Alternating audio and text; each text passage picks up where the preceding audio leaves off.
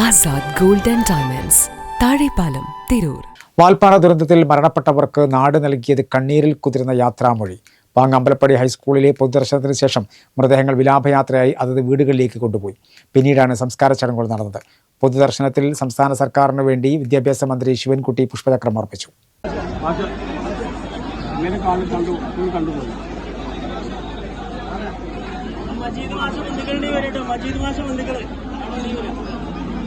വാൽപ്പാറ ദുരന്തത്തിൽ മരണപ്പെട്ടവർക്ക് നാട് നൽകിയത് കണ്ണീരിൽ കുതിർന്ന യാത്രാമൊഴി.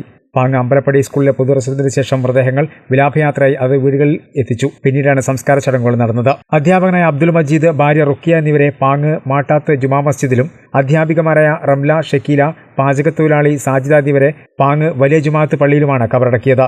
പ്രധാനാധ്യാപിക അജിതയുടെ സംസ്കാരം ഷൊർണൂർ ഷാദി തീരത്തും നടന്നു. അധ്യാപികയായ ആശയുടെ സംസ്കാരം കൊളത്തൂർ തറവാട്ട് വീട്ടിലാണ് നടന്നത്. അധ്യാപികയായ സുഹറ, മകൻ ഹാഷിം എന്നിവരുടെ കബറടക്കം ഈസ്റ്റ് പാങ്ങ് ജുമാ മസ്ജിദ് ഖബർസ്ഥാനിലും നടന്നു. പൊതുദർശനത്തിൽ സംസ്ഥാന സർക്കാരിന് വേണ്ടി വിദ്യാഭ്യാസ മന്ത്രി ശിവൻകുട്ടി മൃതദേഹങ്ങളിൽ പുഷ്പാർച്ചക്രം അർപ്പിച്ചു. Panakkad Sadiq Ali Shihab Thangal, MLA-മാരായ PK Kunhalikutty, Abid Hussain Thangal, P Ubaidullah, Manjalamkuzhi Ali, CPM ജില്ലാ സെക്രട്ടറി VP അനിൽ തുടങ്ങിയവരും അന്ത്യോപചാരം അർപ്പിക്കാൻ എത്തിയിരുന്നു.